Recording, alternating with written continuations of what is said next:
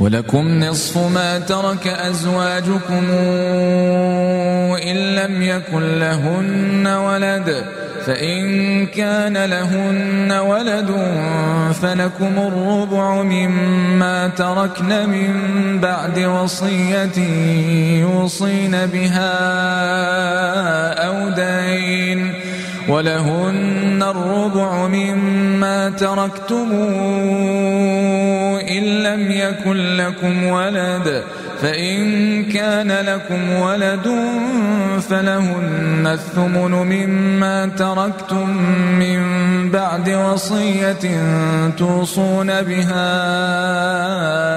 أو دين، وإن كان رجل يورث كلالة أو امرأة وله أخ أو أخت فلكل واحد منهما السدس، فإن كانوا أكثر من ذلك فهم شركاء في الثلث من بعد وصية يوصي بها أو دين غير مضار، وصية من الله والله عليم حليم. ومن يعص الله ورسوله ويتعد حدوده ندخله نارا خالدا فيها وله عذاب مهين. واللاتي ياتين الفاحشة من نسائكم فاستشهدوا عليهن 4 منكم، فإن شهدوا فأمسكوهن في البيوت حتى يتوفاهن الموت أو يجعل الله لهن سبيلا.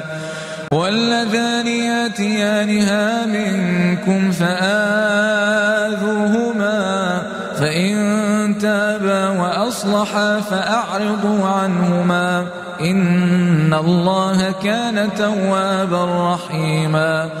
إنما التوبة على الله للذين يعملون السوء بجهالة ثم يتوبون من قريب فأولئك يتوب الله عليهم وكان الله عليما حكيما. وليست التوبة للذين يعملون السيئات حتى إذا حضر أحدهم الموت قال إني تبت الآن ولا الذين يموتون وهم كفار أولئك أعتدنا لهم عذابا أليما. يا أيها الذين آمنوا لا يحل لكم أن ترثوا النساء كرها ولا تعضلوهن لتذهبوا ببعض ما آتيتموهن إلا أن يأتين بفاحشة مبينة وعاشروهن بالمعروف، فإن كرهتموهن فعسى